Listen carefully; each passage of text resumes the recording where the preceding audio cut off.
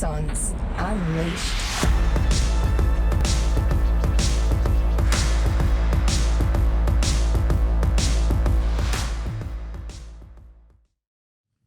Hey, my name's Robbie. Today I'm joined here with Tamara and the lovely Tanya from Black Wolf Consulting. Today we're going to be speaking about female entrepreneurship and females in leaders. Yoo. How are you girls? Good? Yeah, great. Good. I did feel like it was about time we had a bit of a female spin on the podcast. It's been a bit man-centric, I think. So we do have quite a number of our female listeners there that might like to hear some more female spin. So. And the good news is we've got heaps of awesome female guests, coming up as well. So, This is our first little realm into getting someone external to come in and talk to us, Tanya. So how are you feeling today, mate? I don't know. I think you should be worried. Number one, this was really an excuse for Tammy and I to just hang out more. Yeah. And two incredibly strong women in one room. A bit scary, but exciting. I know, right? For those watching on YouTube, I'm the winner here today for sure. Tanya, do you want to just start off with telling everyone about who is Tanya, who is Black Wolf, and what you do? Depending on the day, I don't know who I am. To keep it really brief, I'm a recruiter. Mm-hmm. Been doing it for 14 years. So at this point, I'm a generalist. So basically, recruitment is finding people roles and then helping clients find the best candidates for their business. Mm-hmm. Mum of two, so I've got two little boys, 5 and 3. Married. Absolutely gorgeous, by the way. Very biased, but so gorgeous. Once again, those people watching on YouTube will see what we mean there. And Pete and I started the business 8 years ago because like every entrepreneur, we thought it'd be a really great idea until we realised that it was really difficult to do. So same as us, right? Exactly. Husband and wife team Let's running go a business. into that We'll in a talk little about bit. that. Yeah. And these guys actually are very similar to us and super aligned in terms of, even I think just moral code and how we actually operate, particularly Tammy and I. And Tammy and I hold similar roles in the business. So we recruit nationally and internationally, which is super exciting. And then we have offices in Brisbane, Gold Coast. And prior to, depending on what time you're watching this, but prior to the recent outbreak in Sydney, I was opening an office in Sydney, which is just being delayed at this point. Yeah. But yeah, lots of fun. Love helping people. Super challenging though. And I think being a female leader, you have to find that balance. So I'm sure we'll talk about that a bit more. Yeah, brilliant. Yeah. I know you've been a great influence into Tamara's sort of life. Talk about leadership, even the fact about she's got her own PA now. Shit scared about doing that. So, well, Tanya was actually instrumental in, first of all, hiring Noah. So Noah's our marketing manager, absolute gun. We love Noah. We love you, Noah. She also helped me hire Amy, our executive assistant, and also Sophie, our marketing coordinator, now supporting Noah and Daniel in our marketing division. So I think it's a no-brainer really. So as we went round the roundabout a few times, going through that recruitment process, and I'm sorry for anyone who's listening to the podcast that didn't get the job, recruiting is fucking painful.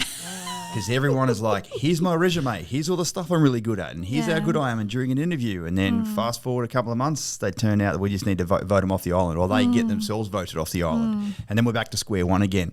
So I guess from our perspective, you've really taken all that off of our hands, which has been great. Well, Tanya, you've actually really had a great insight into how we operate as a business, but also the underlying values, the I guess the family dynamics of not only just Robbie and I, but we really embrace the whole Axon family sort of dynamic. And I think you really understood that, and you were really embracing you actually took on a lot of our recruitment because you understood what we were looking for more than anyone. Yeah. I've got a good reason as to why that's the case. Is that your dad was in the military, and I think it's the reason why you and I immediately got on so well, because you just you knew where I was coming from a culture perspective. Tell us about that. Yeah. So Dad, so my mum is Spanish philo, Dad is English.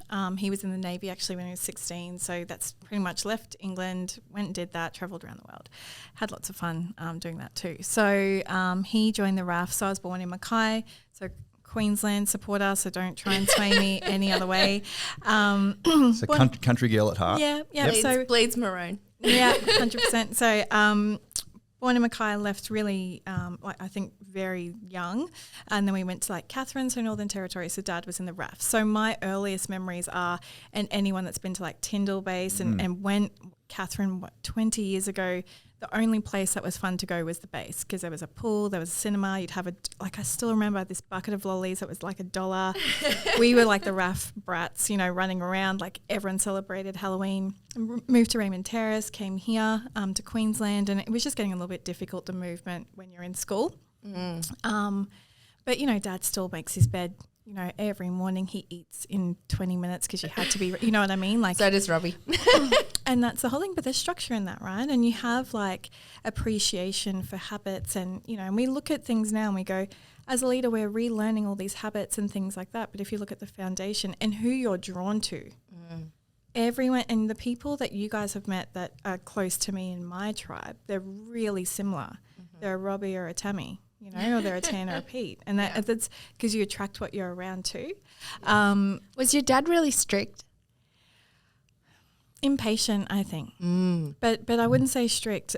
Probably back then I would have. But it's, I don't know, like when you're of our generation, it's do it because and I'm now telling you're a you mum to. too. Yeah. But now it's more around, and I'm really strict, but it's more around do it. I'm telling you to do it. It's important, and these are the reasons why.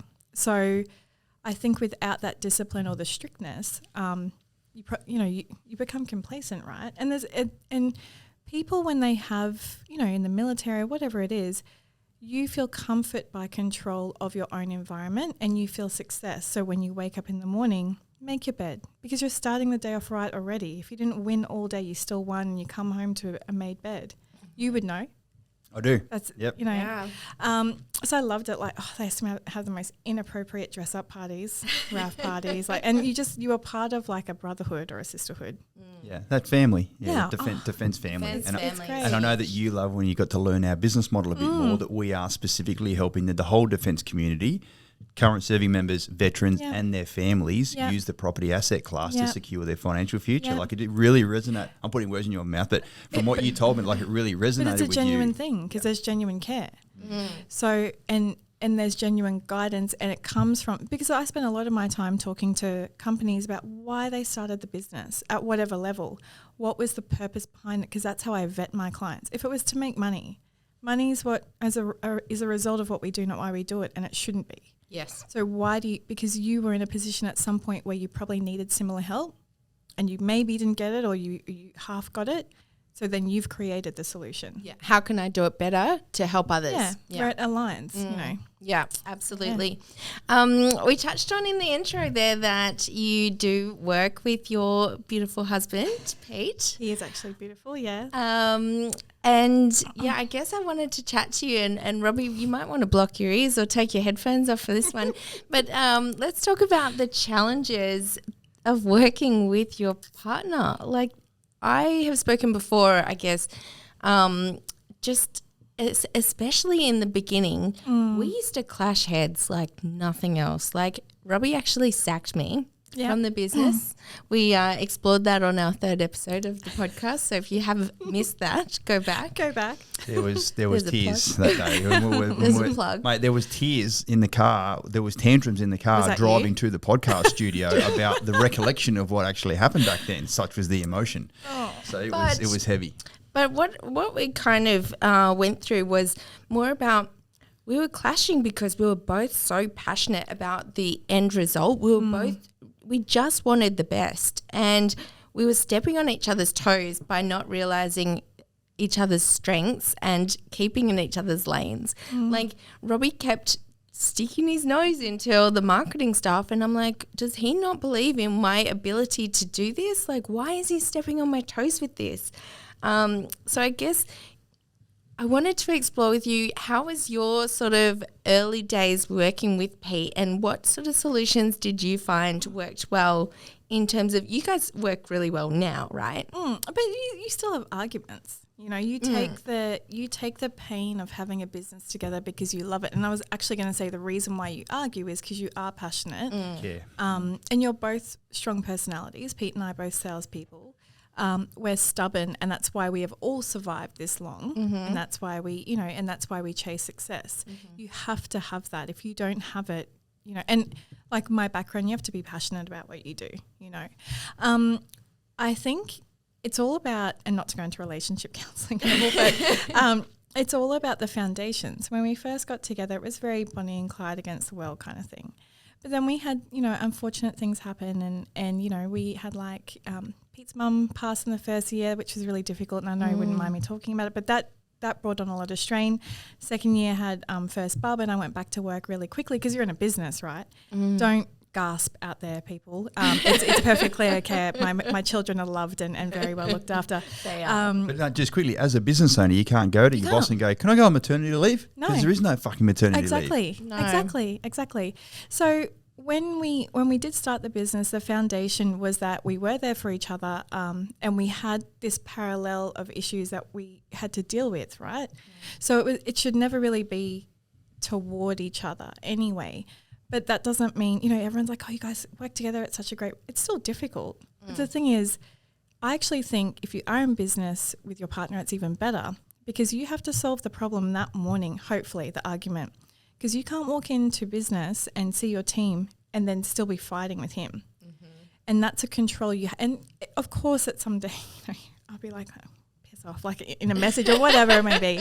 Oh, right? you've had some of those, Robbie. Oh yeah, there is a library of messages of which I do not ever respond to any of them because I know she's just venting. Yes. And I'm like, yeah. Dot ball back to the bowler. Exactly. No run. And I think too, like, if we take it right back, you know, the husband's role is to look after us, to make sure that we're okay. So when it's meddling, which Pete does, oh my God, does every day, he's just like, his communication method, because you guys communicate similar, is I just want to see that you're all good and I'm here to help. And you're like, I've got it. I'm trying to be like independent woman. And I want to prove something to you, my partner, who we grew with, that I can do it and I've got it. And that's really hard because you have two people that have come from different, you know, cultures or upbringings to be the same person. You can't be like that.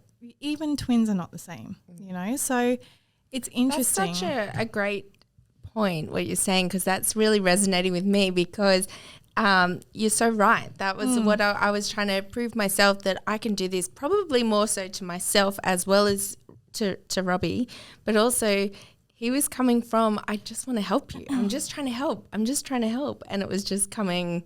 But at any point in any day, and, you know, Robbie and I have chatted before and stuff just generally, at no point has there ever, and he's super honest, we're all honest, we have to be. Yeah. It's always pro Tammy. Like, and this is not because we're on camera, genuinely, and Pete would be the same. Even a day that I annoyed him, if someone rang him and said, hey, what do you think of Tan? He would revert back to that protection mode. Yeah. And that's where it gets confusing in business. You know, because you're trying to protect, but you're trying to run a business. And when we hit the door, like, no more talk about family, it's impossible because you wouldn't have this family style business, same as ours, if you didn't feel that way and that connection. One of the little steps we've actually implemented was, certainly there'd be a Barney that might have even been spilling over from the night before. We'd still be at each other's throats, metaphorically, when we walked out the door and narking at each other in the car on the way to work.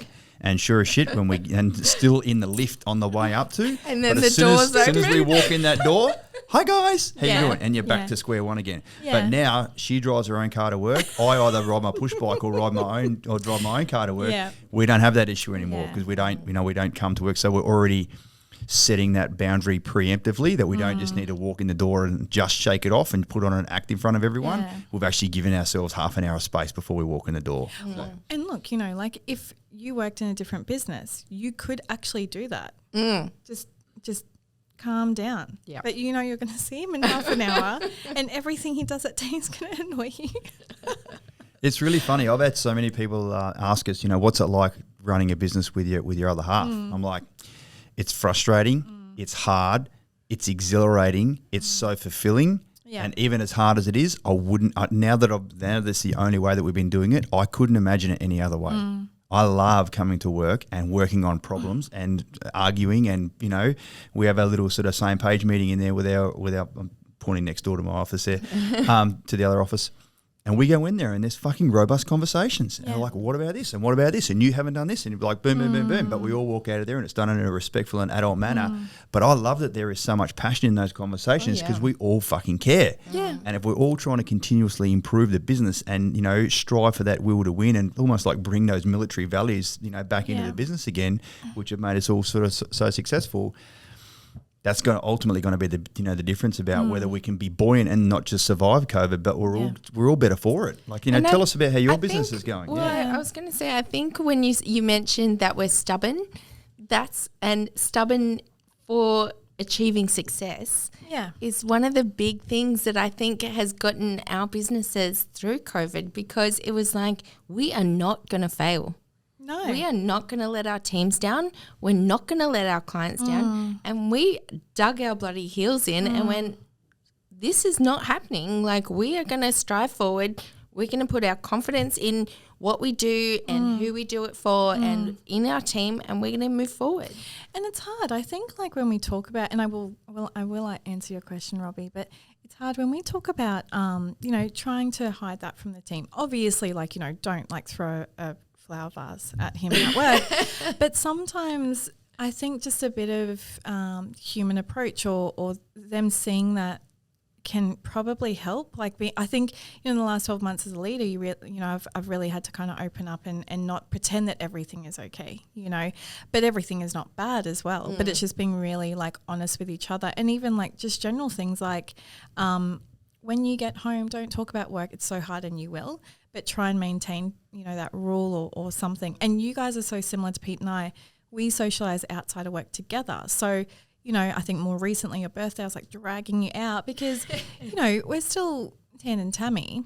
We still need to be ourselves, and we want to come back and tell our partners stories because they weren't there. I had to go pick her up. That's more to the point. But my fault. we won't talk about that. That was a cracker.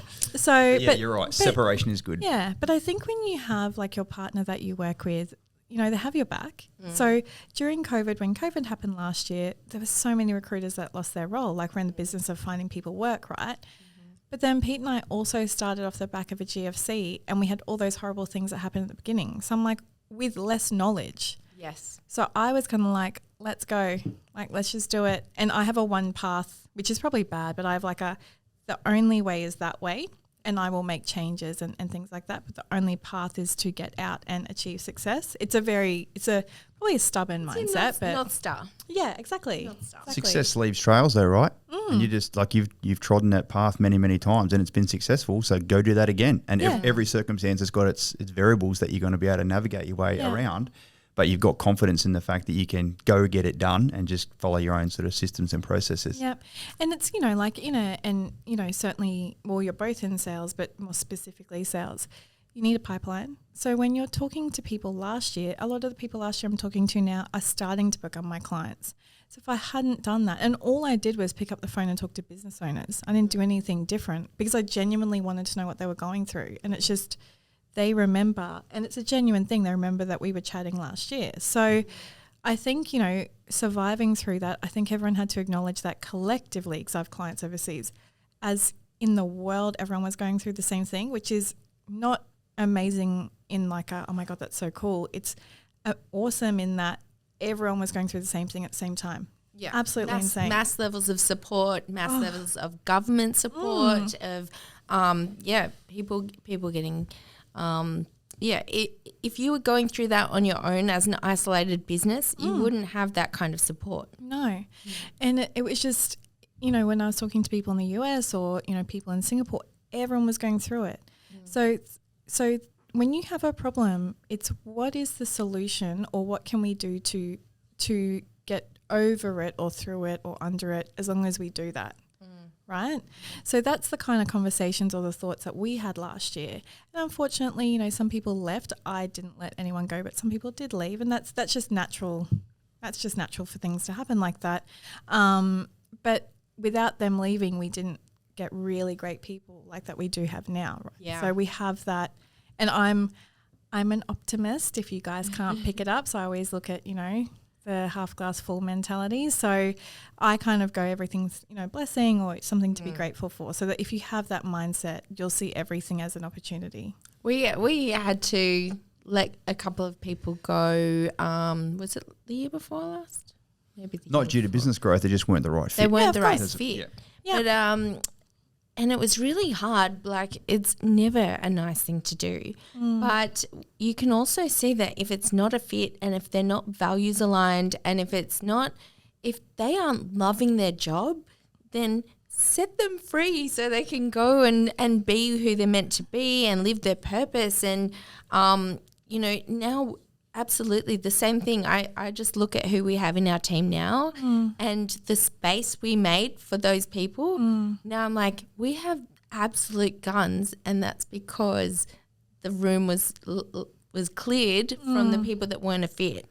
And look, like, the reality is the people you have in your team now, they may not be there forever, or something might happen where they change, where they change their mind or what they want to do. And I kind of say to people, go out and do what will make you happy, but also don't stand in the way of people who are asking me to work for me, or people that want to work for you guys when there are people there that won't love it as much. Like, don't stand in the way of someone else's career growth as well. And people, once they realise that they could be happier doing something else, it's a relief. And it is difficult to let people go, but you also have to look after the team too, I wanted to switch gears a little bit, and being the mama of your two gorgeous boys, I want to know how you bloody do it all. I don't. You seem to always be on the go, always have a million things on, but you just seem to handle it with a whole lot of grace. And I'd love to know how you manage that. I struggle to keep my husband and two dogs alive. Joking, but just family life, mum life, as a business owner, as a career-driven woman, getting the balance. And is it even called a balance? Because I guess it's never really balanced.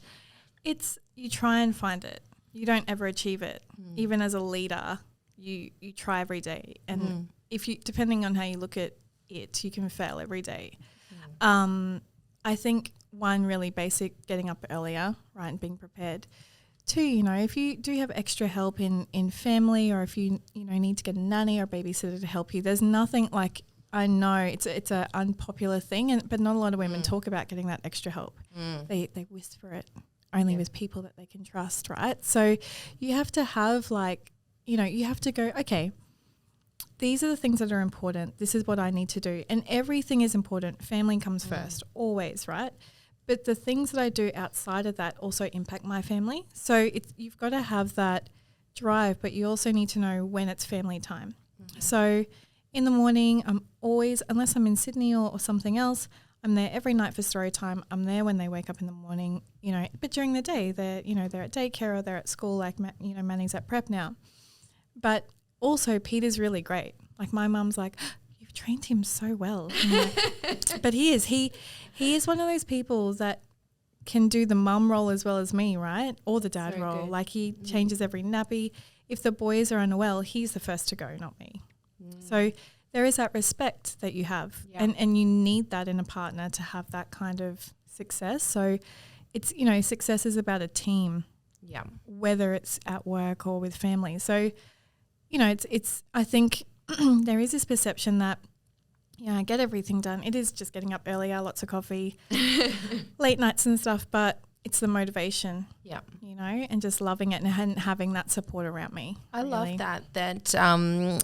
that he is taking, he takes on that role, because I think that's where a lot of women do struggle, is like the men's role in life, even in their jobs and things like that, often comes before a woman's job, and that can be where a bit of the inequality is. And so I love that. I think that's really forward thinking. We also don't, if we're trying to be these strong women, we should also ask, and do we put ourselves, and this is purely my opinion, guys, but do we put ourselves in the situation where we go, oh, maybe we shouldn't ask because it isn't my role too, genuinely. Like, and I've probably noticed that in myself. Pete's like, just ask me. And I'm like, I don't want to bother him.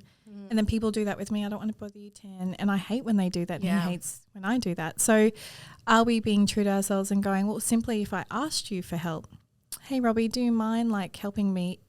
I know he'd be like, yeah, but we're trying to do everything and be this Wonder Woman, and it's unsustainable long term, you know? So I love that. What about some leaderships? Give us a couple of leadership tips. How many people you got on your team? I think it's about 17 at the moment. Okay, so similar to us. Yeah. And what's the mixture of guys and girls in the team? It's pretty evenly spread now. About the same as us? Yeah. Okay, no worries. Yeah. I was going to say any military people, but there isn't. You guys are all civilians there. Is there any unique backgrounds and cultures in your business then that you as a leader need to be aware of and make adjustments to? We have a lot of English people more recently, and anyone that's like dealt with people from England. You mean? Yes. So we have because it's, and I laugh because the recruitment joke is there's lots of English people like in Sydney and Gold, and they're really good because they want to be here in this beautiful country that some people take advantage of, and you know recruitment is on that list to get into Australia, and they're really good at it, right? We have probably a blend, like it's starting to even out in terms of ages, but yeah, just very much that mix. And it's interesting because, you know, we talk a lot about assumptions. You know, I think when you're first a leader, you assume that people know what they're doing, or you've given them the PD and they'll just go do it. So as a leader, you always need to check, and you can't be self-serving. You serve others as a leader, which is really difficult. But the blend is interesting, and then you have like different personalities that not clash, but they debate, and then you have to think too about it's exhausting. You have to think, you know, why are they acting that way? Did they have something that happened at home? It is, guys. Your bosses are exhausted, but also it's like really tired. Yeah, but it's really rewarding too. But I think it's just if you get everyone on the team collectively for one goal, it's ideal. But as you scale, it's hard because you're kind of like running and going, okay, I'm going to look after this new person, but is this person okay? And are you all right? And you assume that they're going to tell you, but they're not because they're like, you're busy, and you know. So I think leadership is really about trying to be there for people, but also checking in on yourself. You know what I mean? And I think being kind to yourself too. Again, that whole female thing, we feel bad letting people go, even that, you know, like, and Robbie's like, hey, you know, we just had to do that because they were doing a shit job, and that's it. But we instantly go, oh, like nurturing, like we feel bad. And you can't always, like, sometimes we have to kind of stand up and be like, we probably deserve more. You know, so it's funny you say that because when I think of this, it reminds me of how last year I was thinking to myself that I was looking after everyone else, but I was actually not looking after everyone because I was putting myself last. So I was trying to get my calendar to work, and this was before I had the amazing Amy looking after me, and trying to fit everything in, and I was coming to work with Robbie every day. And the reason behind that was I had got everyone else, all of my team leaders and everyone, I'd gotten them all car spots, but I didn't get myself one. And looking back, that sounds so freaking ridiculous, but I was like, oh, I don't need one. It's fine. We don't have enough. That's enough. That's okay. I'll go without. And so I wasn't managing my calendar for that. And then I was trying to do it all. And it's not until you start putting yourself first a little bit and really looking after yourself that you can start looking after others. So what it did for me was once I was able to get in control of my calendar, I was mapping out all the jobs that I was doing. And that's when I was like, oh, wow, I need a marketing manager. And it wasn't until I had that clarity and I was able to see this is where all my time is going into marketing. Yeah. And I spoke to you and I'm like, wow, I think I need somebody. And you're like, yes, you need someone that this is their full-time job. And you did the same to me with Amy. You sat there with me and you wrote down that list. Do you remember? Yes. Yeah. So you sat there and you wrote this list. You're like, who's doing this? Who's doing this? Who's buying birthday cakes? Who's organizing birthday cards? Who's doing like just the most not menial, Getting coffee beans? getting the coffee beans for the coffee machine. And I guarantee, like, all these little, like, organising the water cooler coffee. I was doing it I'm all. pointing at her. She was doing it all. And it wasn't until you started writing all this down and you sent it to me as this list and you're like, Tamara, you need an admin assistant. I don't know what that looks like, but we need to map this out because you should not be, as a general manager and co-founder of this business, I'm sorry, but this is not the best use of your time. And I was like, holy shit, she's right. And I do the same. Like one of my awesome marketing guys here, and he's probably like 10, still does that. Why? Like she's telling people to stop doing it, and I know she's doing it. I'm going to get a lecture in the car on the way back. He knows that you know He's what nodding. good coffee to buy. There's nothing wrong with that. Yeah. And so we want to take this ownership, right? Because we go, if we set a good example, then everyone else will follow. Yeah. But all they see is us running around like insane people and going, I don't want to be like that. Yeah. Or will she have time for me because she is getting the coffee beans? You know what I mean? Well, I'm also like, well, if everyone else is busy, so it'll just take me 2 seconds to do it, and then another 2 seconds to do this, and another 2 seconds to do that, and then suddenly you're doing all this extra stuff. Plus, I was doing the finance, I was doing the marketing, as I said, or the admin, plus trying to just The HR. run the business, Yeah. recruiting, it was a mess. Manage my life. Yeah. So you've been a great mentor for Tam along that way, you know, Tanya, and you've really, really helped her explore her own sort of capabilities there. And now she couldn't imagine it any other way either, Yeah. no doubt. Yeah. Who was your mentor back in the day? Who taught you to be a great female leader? Who sort of gave you a couple of kicks up the bum in the name of trying to inspire and educate you that you don't have to do it all yourself Were either? you good in school? No. Oh. Salesperson, terrible at admin. And I will say ditto, like Tammy's been quite integral in my life, and I'll go into the reasons why too. So when we look at female mentors, I work, you know, we work in a man's world essentially, because men worked before women traditionally in business, you know, and I'm trying to say this properly. Yeah. But that's There's basically no PC on this show. You just tell us what you want, mate. I felt Just the be- same before when I was trying to say like about balancing the motherhood stuff. I'm like, oh, this is coming out wrong. But Don't worry about no. it. People have been listening to Axons Unleashed long enough. They know there's no Yeah. PC I've heard here. Robbie This before. is a no bullshit show. Yeah, well, you know, we operate in men's world. So, and when we kind of look to male leaders, and this is the whole like balancing out equality and everything else, you only have male leaders. But I respect that in the family home, my mum is, sorry, Dad, but my mum is the boss. You know, she runs the house. You know, but Dad is the overall family boss, you know, like, so really she was a really great mentor in that, you know, she came from the Philippines, like third world country. She worked regardless and despite of everything, and worked through having kids, and took a role so she could be there at home for us when we got home from school. That was important to her. So she's also really kind as well, and she's very like, you know, devoted to family, and she always wants the best thing from her family and for her family. So I think in like female mentors, she's probably like the only one that stands out, and that's really how to act a certain way in life. And her and I are very similar. But mentoring, I get mentored by people in my team, even though maybe they would feel that, because I'm not always present, that they don't feel that way. I learn from them.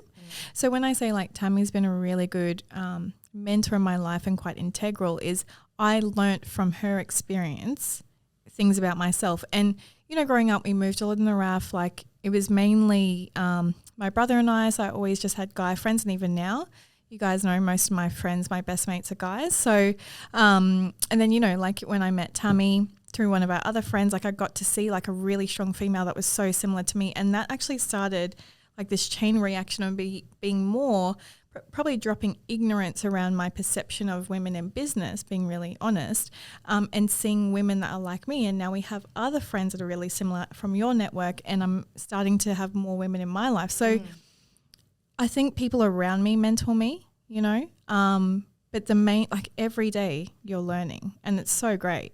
So I think to pull it back is that men have probably shaped a lot of what I've, like my brother, he's a psychologist, he's older than me, and he's just, you know, my very best friend in life. But then even people that push you is probably what mentors me. So leaders aren't male or women, male or female, right? They're just leaders, you know, and it's about who you are. But you know, I think there's also a need for women to probably support each other as well, because men are like, hey, you know, that all my guy friends are like, that's awesome. It's so great doing what you're doing. They're great cheerleaders. Men are great cheerleaders, and women need to do that more. Exactly. Oh, and you know, I've spoken before, like, you know, mums supporting mums and stuff. Like, we need that. I don't think that I couldn't say that I've never felt supported by my guy friends, you know, but I have met women who don't know me that don't support, you know, going back to work and stuff. It's insane. So I think we just, you know, probably need to be a bit mindful. But in terms of, I guess, just mentors, it's everyone that I meet, right? Everyone that I ask questions from my new staff members to, I don't know, the ladies that look after my baby at daycare, you know, so. Have you got some really good emerging leaders in your business? Like, do you love mentoring them as well? Yeah. I think we look at culture leaders, right? So as we're growing and changing, so I think we've had staff we've been around for 8 years, had staff for about 4 or 5 years. It's less about, like, you know, I think a leader is, traditionally it used to be someone that grows a business, pushes the sales, blah, blah, blah. But I really look for people that actually care about the other person. So they wait for them to not necessarily drag them along, maybe, but wait for them to kind of get to where they are or really support them. So, and values. Yeah. Values aligned. Yeah. So we have emerging leaders, we have culture leaders in the business. But, you know, like since COVID, a lot of people left. So it's not a fresh team, but it's probably like, you know, 40, 50% fresh. So that's really good too. Like, I don't want everyone to match our culture. I want everyone to bring some of themselves to create our insane culture, you know. I'd also love to talk to you about the female sort of energy that comes from female leaders. Like, and this might be sort of maybe it's isolated to our business because we do have a lot of military in it. But I do find that as a female leader, and I know Jane is another female leader, Noah is another female leader in our business, like just the softness that can also, like, I guess it's a balance because these women they use their softness and they use this as their strength as well. Like, you don't have to use that masculine energy to be a leader. You can really utilize your female soft energy, your empathy, your care factor, your ability to dig a little bit deeper into what your staff and what their underlying drivers, what their values are, what their family is doing, you know, all the rest of their life. And I feel like as a female leader, that's something that I'm really strong at. Yeah. Would you say that's a female thing, or would you see that's more in my business because we're surrounded by every kind of you know, one of our team leaders is female. Actually, she's a team leader on the Gold Coast. She's female. It can be counterproductive because I'm nurturing, but then what happens is I try and do everything for everyone, and then I end up doing their work, or you know, they're calling me 20 times in a day because I just am trying to help them and they can't, you know, think without me kind of helping them. So it can be a bit counterproductive in that sense. I think females offer a really nice blend, but sometimes we can be a bit too soft, and that's where we need to bring not even a different energy, but that's where it's good having, like, you know, Robbie or Pete in that. Even if they're not saying it for us, but going, hey, come on, like, you deserve better than this, or whatever it may be, to bring that blend and that balance. Yeah. I think female leaders, they're really tough and they're resilient and they have a point to prove, and, you know, I think in a really great way, and they do it with love and care genuinely. So many women I've met since I've been amazed. But I think probably because, you know, I bring that like mothering suffocation. I think sometimes it can be a bit like that too. But I certainly think, going back to like leaders, it's good for, I guess, male leaders to understand how to build that EQ or that emotional or the empathy, but it's also good for female leaders to kind of have that like backbone as well without being too I bring direct. a backbone. Robbie's here straight. She looks sideways at me and I'm like, I got a boss. I'm out of here. Yeah. Or you stamp on the foot under the table. But I think too, like it's hard though, because we're so self-critical. Yeah. And, and the thing is too, it's about how people have been brought up. So anyone that's had a female boss, like, in the last 20 years, they're like, oh, she's a bitch, But if Pete said it, he wouldn't, it's just Pete. But if I say it, I'm being a bitch. You know what I mean? So there are those perceptions, right? When if I literally had a different face and appendages, it would be taken a different way. So that's on other people too. Like I was reading this thing the other day, someone said I was intimidating, but that's not my fault if they felt that way. That's probably a bit too direct. Like we need to be empathetic, but you can't be so empathetic to the point where you are putting yourself down. Or you're a pushover. Yeah. And that's the whole thing. Like that, you see like strong women who are like boss bitches. You can't be that either. You have to hate that actually. Same. Or mum boss. Don't. Oh, that is like don't. I'm just trying to do my best.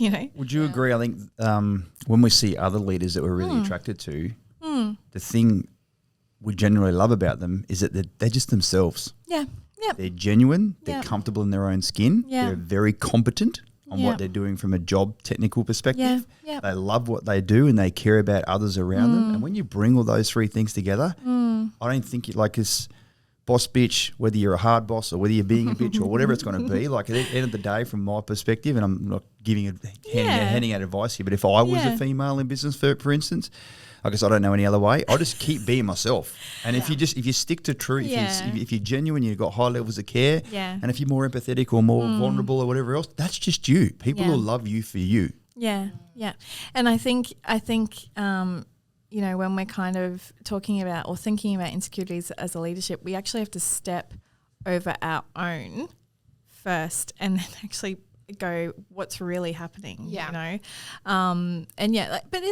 it's really difficult, like and you have like all these movements as well that doesn't help us too when we're trying to like grow a career and be this, and then you have like one extreme to the other, like Instagram where you're selling like body lotion and they're making millions of dollars a year, and then I'm just trying to do this, and then you have the other part where it's like women who are professors and they're like really clever, there's no balance, but it's kind of like you're forcing the balance. You're forcing the balance, and it's crazy, but and it's hard. I read this book and it's really cool. It's by Sheryl Sandberg. So she's the COO of Facebook. So Mark Zuckerberg's right.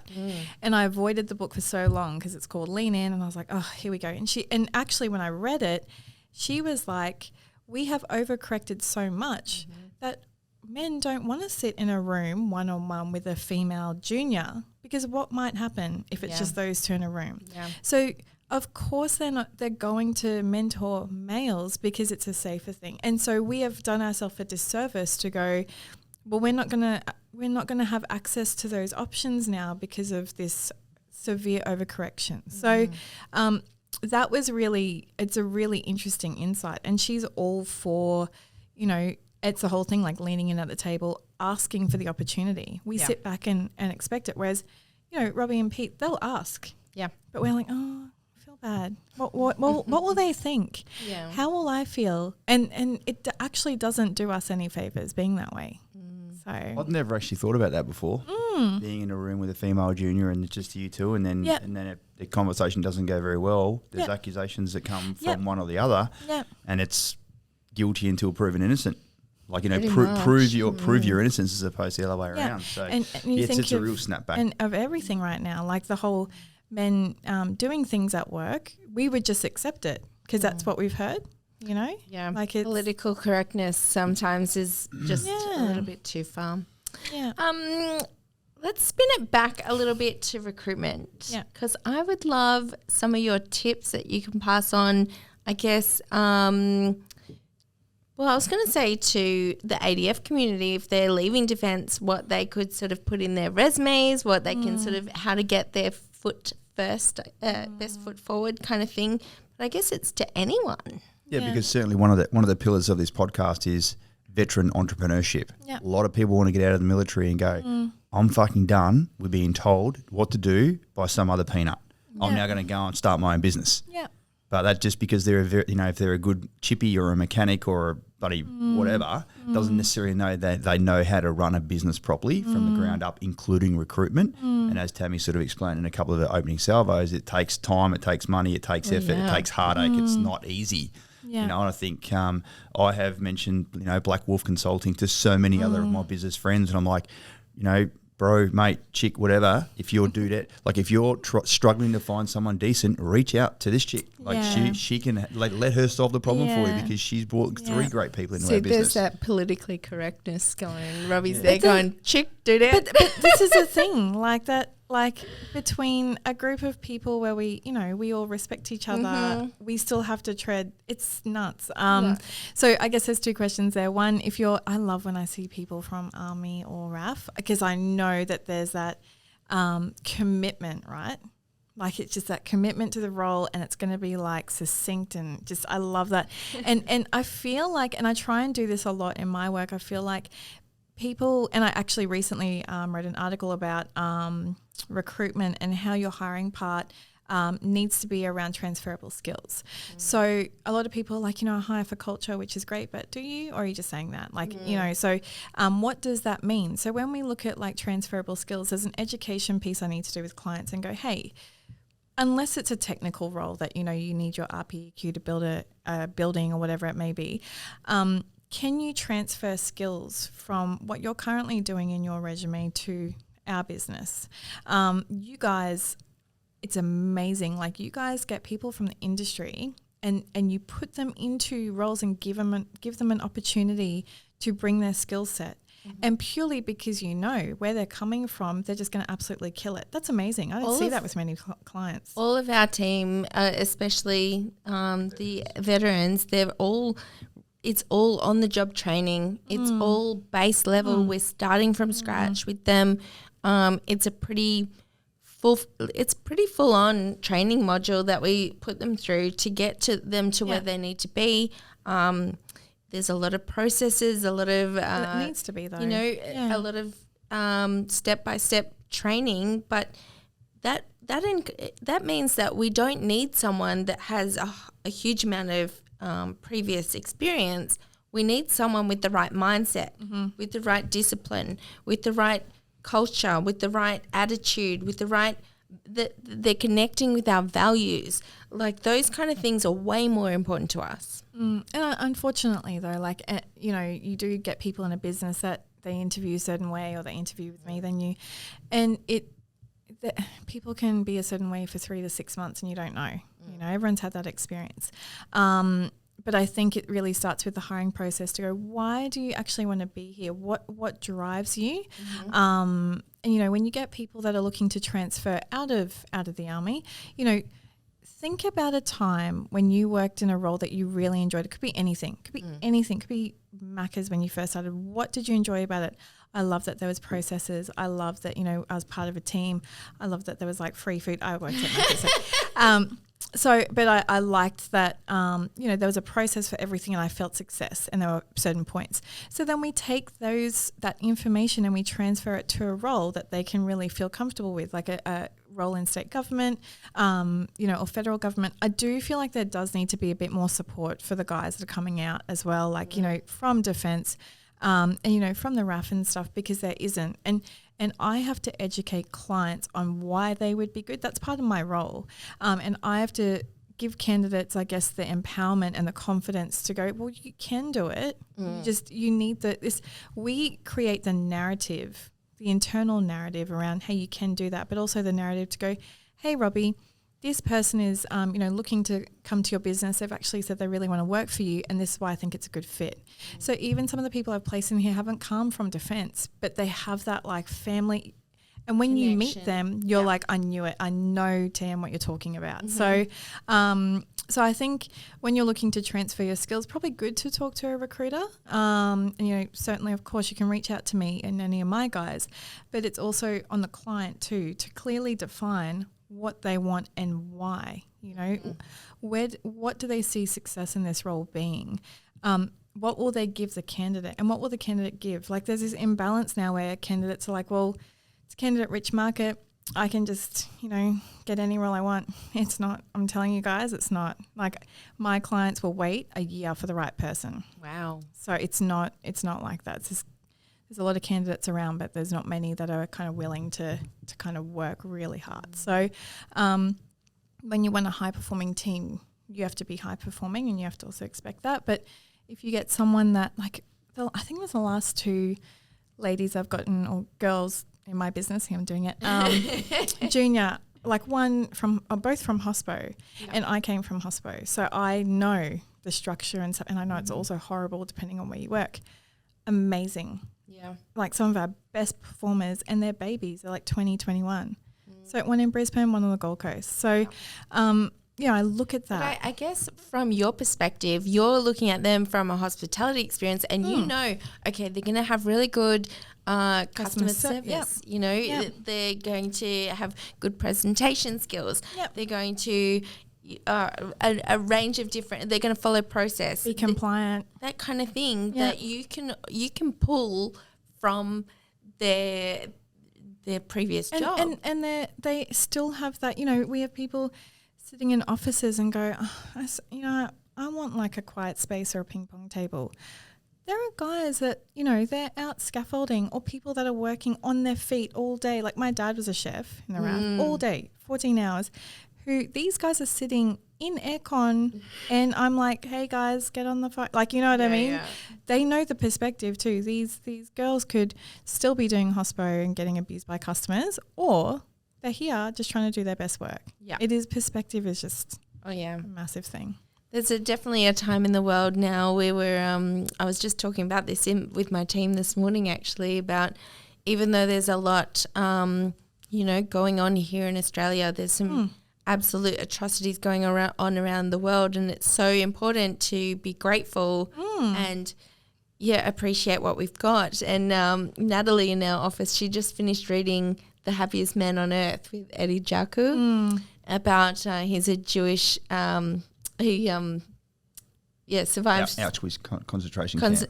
The concentration camps, and it's a bloody sad story. Like, this man, when you think he can't get any worse, just something else happens. But the best thing that she took from it was, I am so grateful right now. I am so grateful to live here. I'm so grateful for, even when we are in lockdowns and things like that, there's so much to be grateful for. And I think sometimes it is about perspective. Well, we're in lockdown with electricity and water in an environment where it's Internet. really clean. Oh, internet, Everything. Netflix. Yeah, like my mum can't understand fad diets, because in the Philippines you're lucky if you get food that day. Do you know, to Let keep alone it choosing which diet you want to be on. Starving yourself. how obnoxious, genuinely, when people, even in Thailand, if anyone's been overseas, it's just not the way that they should live, but we take advantage of what we have. Yeah. So, Hey, let's wrap it up, but I want to just give you an opportunity just to plug Black Wolf Consulting now. No, but it's got two perspectives, right? If you're a business owner out there right now and you're struggling to find the right next person to come into your business, or if you're a veteran that's recently transitioned, or if you're a defence member who's looking to get out, and if you're in the Southeast Queensland region here, where can people find you? How do they get in touch with you? Yeah, so Tanya.Abbey on Insta and LinkedIn, and then blackwolfgroup.com.au. Abbey, that's ABBEY. EY, Tanya with a Y. Yep. Yeah. And then say again, Black Wolf Consulting. Oh, no, blackwolfgroup.com.au. Blackwolfgroup.com.au. Okay, amazing. Yeah. Thanks, guys. When we talk about skin in the game, ladies and gentlemen, like Tammy and I have now just explained, we've got 3 awesome people that we did not know before, and we struggled to find and wasted time and dollars and effort and emotional buy-in there. Tanya came along, waved her little magic wand as far as recruiting goes, and hey presto, we've got some awesome people working in our business. Yeah. Don't sell yourself short. If you're a veteran that you want to get out and try and find a job, reach out to a recruiter, because as Tanya's just explained, so much of your transferable skills can go straight into you being able to land on your feet, and you've actually got a job, and a lot of that stress is then taken away. And people are looking for people that will commit, that don't have a side hustle, that are loyal. I'm telling you, give me one of those any day of the week, honestly. Right, so if Tammy sacks me one day, at least I can come to you and I'll go work with someone else. I think I have to I'm gonna, maybe you could go to Pete, because I'm like, I'm Tammy. She's going to replace you for me. See, perspective. There we go. Thank you, Tanya from Black Wolf Consulting. Thanks for coming along. Thanks, guys. Well done, Tammy. Bye. See ya.